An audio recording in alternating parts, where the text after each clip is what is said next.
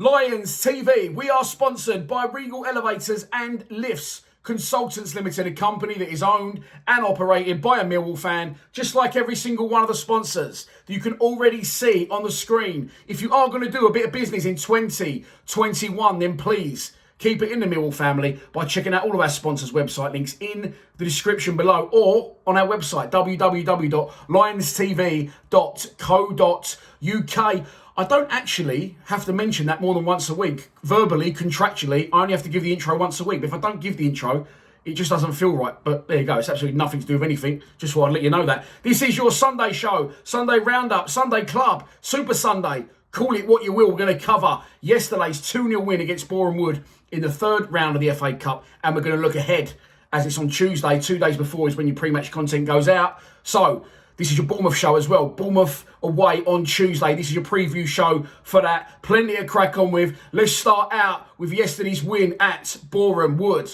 Job done yesterday, in my opinion. We was never, ever going to win the game 4-5-0, the form that we are in. However, I'm not singing and dancing about yesterday. One small step at a time. We had to win that. I think Gary Rowett knew we had to win that, and for that reason, he fielded quite a strong side. It was Frank Fielding in goal. Good to see Frank back amongst the fold. Danny McNamara, right wing back. Scott Malone, left wing back. 3 centre backs, Hutchinson, Cooper and Pearce. 2 central midfielders, you know I'm going to say, Ryan Woods and Ryan Leonard, with Tyler Berry and Troy Parrott wide in support of the main man, Ken Zahor, whatever will be. Let's hope he extends his loan when it runs out on Saturday. If we don't, we are an absolute shit streak. But that is another video for another day, as I always say. So, the game. I can understand why he's fielded the side he has. I don't want to keep going on about Woods, but I am going to go on about Woods. Not just Woods, Leonard as well. However, Leonard played very well in the game and he hadn't played last week.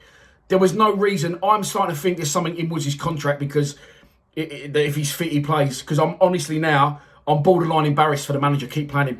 Once again, he was completely ineffective in the game, Woods. And next to him, he got showed up even more by Ryan Leonard, who again isn't someone who I've spoke very much favourably about in the past, if I can get my words out.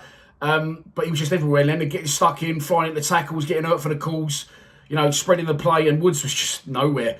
And to not play Ben Thompson, start Thompson instead of Woods then, or start Thompson instead of Leonard if you need to be, or give him some sort of game. To leave him sitting there 3 minutes in the end, I think it's an absolute insult to Ben Thompson, if I'm honest. And I would have been tempted to say, if I was Thompson, fuck off, mate, I ain't going on, not for 3 minutes, you're taking a piss. But there you go. Let's get into the game. It was job done, so I can't gripe too much about the manager's decisions. And in my defence, a lot of you yesterday were fuming with it. Fuming. But that's the best you're going to get in the current situation that we're in. We can't create any chances. Yesterday we did create chances, but our shooting boots were definitely not on. Shots all over the place, high, wide, and not very handsome. But 2 good goals. And as I said, job done against a team that, again, football's about opinions. I spoke to my best mate last night and he said, I can't believe how bad Boreham Wood were. I didn't think they were too bad at all. Thought they were physical, thought they was up for the calls. They had absolutely nothing up front, by the way. Absolutely nothing. That was their biggest issue. Their number 9, I think it was, just kept going there like a sack of shit. He was giving me the even though I don't want him to score or anything like that. Just embarrassing the rest of his side by keep falling over. He was slight. He was a little dude up against 3 big centre-halves, but just mugging himself off, just blatantly falling on the floor, trying to get something out of the ref, and then, after about the 15th time of trying it, he should have realised that wasn't going to happen. That obviously, without absolutely nothing coming forward, especially down there right, that allowed Scott Malone just to fucking free rein. He didn't have to track back once. And he did play well in the game, which I was expecting him to play. He did the business against Crawley in the Cup. I think it's the first game of the season, 3-4-0, what was it, against Crawley, or 4-1. And he did well there. He is good going forward. He is experienced, and at this level, he's going to tear people a new one, especially if he doesn't have to defend. So, a lot of shouts for Scott Malone, man of the match yesterday. Of course, he was instrumental in our goal. But he's had a free rein there. He's had a jolly up. He ain't had to defend once, and he's just bombing on and bombing on. I'm getting a little bit ahead of myself. Let's talk about the game. Okay, 40 seconds in, Jake Cooper's booked. Clumsy from Cooper. And I love Cooper, and I love Hutchinson. But they've been a little bit shaky of late, and that is another reason I would have definitely tried to rest those 2 yesterday, if possible. I'd have played a flat back 4. Again, a lot of you moaning about the formation we played. We always play 5 at the back away from home. Let's have it right. It was 3 at the back yesterday. McNamara had to do a little bit of defending, but Malone definitely not, and he was bombing on. But Hayden Muller, I would have loved to have seen start yesterday. A few people calling for a few more youth team players to be involved. yesterday. Tyler Berry, of course, played well in the game, in my opinion. I'll get onto that shortly. I believe the 23's got a game against Swansea away in the 23's league, an important game. And yes, I said we should have brought Nana Boateng in. Yes, I said we should have brought in Hayden Muller, amongst others. But I didn't mention George Alexander, and it's not because I've forgotten about George Alexander. There is no point me going on about George Alexander as long as Gary Rowett is the manager. Forget Ben Thompson and forget George Alexander, because it's just a waste of conversation. It's never going to happen. So, nothing against George. I know he's a great striker. Been at the club a long time. Millwall fans, score goals at every level he's been at. If he can't get a game in front of Troy Parrott, I don't know what's going on. But he can't. So that's why I didn't even mention him in the conversation, because it's a non-argument. It's a waste of my time and a waste of yours. I've just done another minute and a half on it there. But yeah, he went with the team he went with. And after 40 seconds, as I said, we're in trouble. Free kick, Cooper's booked for a clumsy. He's been a bit clumsy lately, isn't he? He's not a dirty player at all. He gives everything he's got for the calls. He's been a little bit clumsy there. Free kick conceded. They drift one over the bar. After that, we go on the attack now. Tyler Berry. I get accused of disliking a member of Tyler Berry's family, to being a racist, to being everything. There's just Wallies, unfortunately. Lots of pricks out there. But I don't dislike Tyler Berry. I've watched Tyler Berry for a long time in the under-23s. Now, in my opinion, which I'm going to give you now, and you probably won't like it, Tyler Berry was one of our best players yesterday. But I'm not just going to say that and move on. I'm going to tell you why. Now, a lot of you have been excited about Tyler Berry. And I'm going to be honest with you. In the games he's come on, he's run very, very fast down the pitch with the ball at his feet and then pretty much fell over and not had the final product. But for some reason, a lot of you go, Tyler Berry's got to start. He's unbelievable. And he hasn't been unbelievable at all. He's been terrible.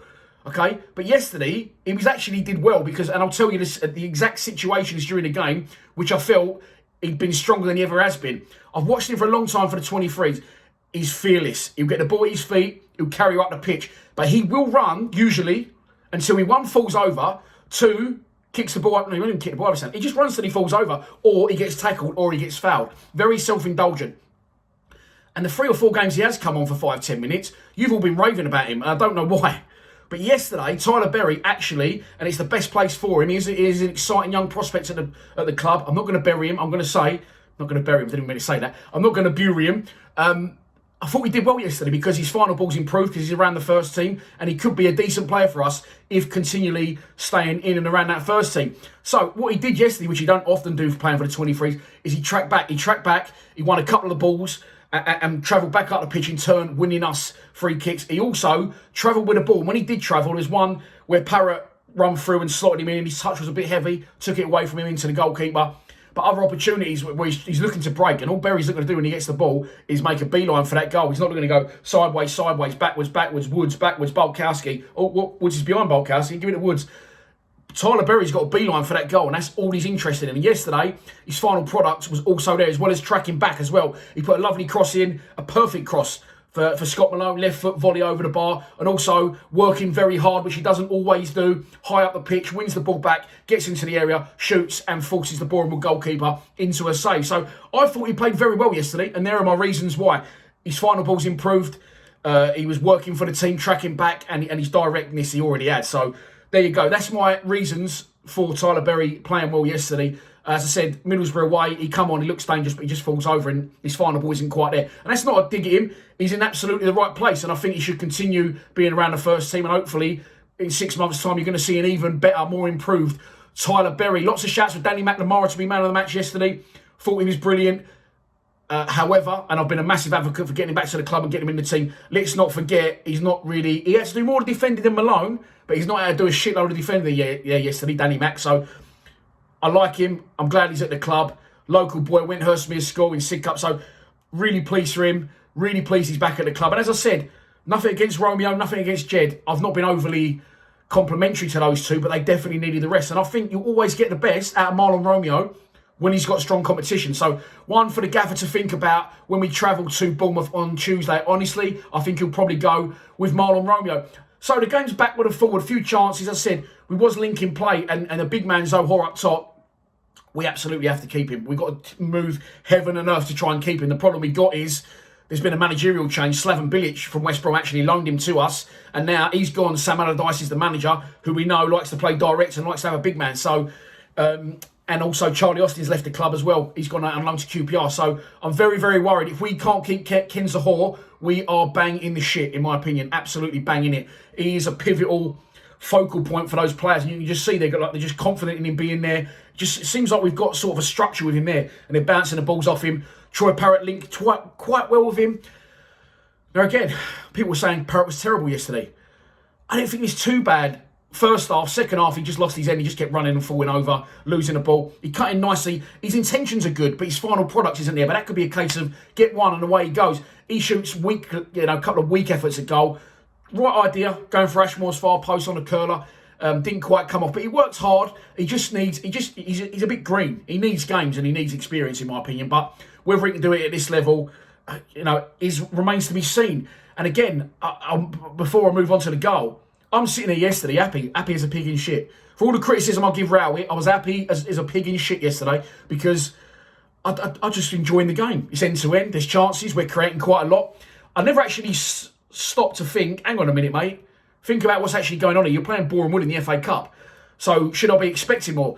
It didn't look like there was levels, massive levels, and a gulf in class yesterday between the two sides. However, on the flip side of that, because I always like to show both sides of the coin, you've got Derby gone out yesterday to a team, and you've also, in the non-league, and you've also got another team singing and jumping around, singing Adele songs, the fucking idiots. But two non-league teams gone through yesterday at the expense of league clubs. I think there was a few youth team players involved for the teams that I've mentioned there. Derby definitely one of them. But yeah, again, you can only beat what's put in front of you. But I was happy with yesterday. I didn't think we could do any more than that. As I said, I don't think we're going to win games 5-0 at the minute with the situation we're in. Let's get on to the goal. Brilliant work from Scott Malone. As I said, he did play well in the game, but he ain't got to go back once, and he knows that. And he goes in, he plays a 1-2, nicely links with Parrott, gets into the area. He still could have hit it with his left foot, but he decides to square to Zohor, and Zohor, and whatever you want to fucking call him. First time, left foot, fuck off, just like a training exercise. Back across the keeper, 1-0. So we're going at half time, and you're halfway there. It's job done. The longer that went, the more confident Boreham would have got. Called him Falconwood yesterday during the fucking live stream. No, definitely not nowhere near Falconwood. It was Bournemouth. And we're 1-0 up, and we needed that goal. We got the goal, went at half time, and I looked at that 45 minutes, and I thought, yeah, do you know what? We couldn't really do any more than that. We couldn't have done any more. It's going to be edgy, it's going to be cagey, it's going to be a scrap for us. They're going to be high intense for as long as they can, but of course non-league teams are always going to struggle with fitness against league teams. The longer it went on in that first half, I thought went into the break 1-0 up, fully deserved and looking in control. Come out the second half and it was just a complete shit show again. Don't know what was going on. Matt Reed, very experienced striker for them, should have made it 1-1, didn't. I think Fielding come out and nearly got caught out 1 point out wide on the angle. Jake Cooper, Harry hasn't seen red, I don't know. Booked after 40 seconds. And I'm going to say this. I was watching the game live on BT Sport Extra 3. I didn't even know it was a thing before yesterday. And I was doing a live stream. And I was looking at the ref. And the ref shit himself there. I don't know why. But you could see the ref. I could see in his face. He was thinking that's probably a second. Well, it was a second booking. It's clumsy again from Cooper. As we know, he's not a nasty player. The guys run in. And Cooper's at pace, run past Cooper. Cooper's just put his arm up like that. Obviously, he's 9'8", and he's caught the Scott Lidgett clean on the thing with his elbow. So he should have definitely seen a second yellow for that, but he didn't. And the ref shit himself there, and we could have been down to 10 men. Would it have affected it? I don't know. Then the subs come, and he brings on, at one point, I'm sure I saw Matt Smith, Tom Bradshaw, and John Danny Bavarsson all standing on that sideline waiting to come on. And then all of a sudden, he made the double with Bradshaw and Bavarsson, took off Tyler Berry and Zohor, okay, protecting Zohor for Tuesday. I don't know what his thinking was with Berry. His post-match comments could be that he didn't think Tyler Berry played that well in the game. Again, I've given my reasons for why I did think he played well. And then, it goes a little bit west after that. Then it's sort of a nothing game. We do regain control at one point, and then we scored a second goal. Corner in. Hutch, great head, as we know he can do at the front post. And it's 2-0. Thanks for coming. At that point, my live stream is getting very, very lively. Over 6,000 people tuned in yesterday, by the way, for our live stream. So thanks for tuning in. We will be live streaming all games coming up, half an hour before kickoff. So crack on with them if you don't already. But before we got that second goal, people were getting a bit edgy on the group chat. I keep calling that, on the fucking live stream. Going, man, it's got to be done. Come on, this is terrible. Row it out. And I was, well, all right, let's see what happens. And then we get the second goal. Luckily, and put it to bed and get it over the line. Little bit of luck, yes, Cooper not get sent off. 2-0 away from home against a side that, regardless of their position in the football pyramid, they've won 5 straight games. They got to round 3 of the FA Cup for the first time in their history. So fair play to Bournemouth. Thought the goalkeeper was decent. Shouldn't have worn pink, mate. A fellow big man from one fellow big man to another. Don't wear pink, wear dark colours, always wearing the dark colours. But he was all right. Ashmore in goal. Thought they gave a good account of themselves, Boreham would, but it wasn't to be, and we are safely through to the 4th and 5th round draw of the FA Cup. We'll be streaming live tomorrow, by the way. I've had Joe O'Mara, Kenny, Jack, a few of the boys from the Lions TV team in my ear roll. So tomorrow we're going to bring back what we used to do a couple of years ago at the Den. In the executive box there, we used to do the Den debate. So we're all going to get on the screen. I'm going to bring guests in tomorrow. It's going to be Joe, Kenny. I don't think it's going to be Kenny, but whoever it's going to be from Lions TV.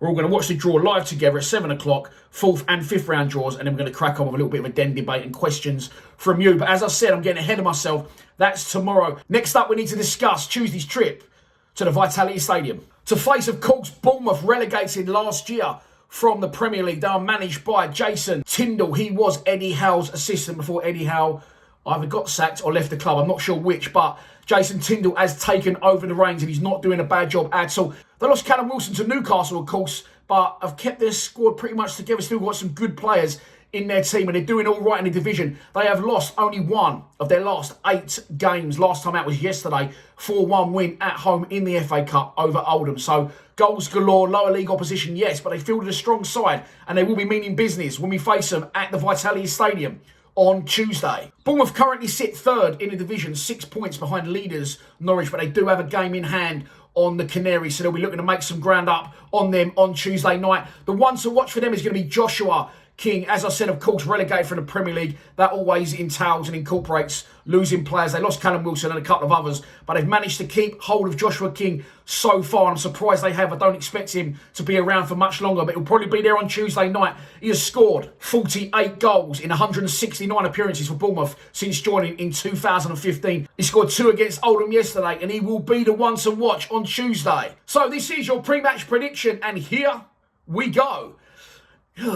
I'm very, very sorry to say this. 6 games coming up now. 3 away straight away, which is Bournemouth away on Tuesday, followed by Nottingham Forest away on Saturday, followed by Huddersfield away, followed by Norwich at home, followed by Watford at home, followed by Cardiff away, I think, in that order. If Gary Rowett's in a job by February, I will be very surprised. I think we're going to get our arsehole served to us on Tuesday. I'm going for a 3-0 Bournemouth win. I don't want to be negative, but that's the God's honest truth what I think is going to happen. I think we're going to lose 3-0 at Bournemouth. I think we're going to lose at Forest, and I think we're going to lose at Huddersfield. And hopefully then people will start to say, well, you know, maybe Dan was right. Maybe we should have a different manager. Well, it's going to cost us too much. It's going to cost us even more if we're in fucking League One, let me tell you. So that's your lot for this Sunday show. I hope you've enjoyed it. Please be sure to check out the fans' score predictions from the other boys at Lions TV. I've looked worried as I've said that because as of yet, it's 2 p.m. on Sunday and I've had no videos in. So hopefully I'll get them in throughout the day. If not, they'll definitely be up on the channel tomorrow. I'm back in the Lions Lounge tomorrow. I'll keep that guest a secret for now. Videos going out, live streams going out. You're going to see loads of my big horrible head. That's why I'm trying to lose a bit of weight for you and drink a little bit less. Hope you've enjoyed the show. Please subscribe to Lions TV on the way to 15k. Come on, you Lions.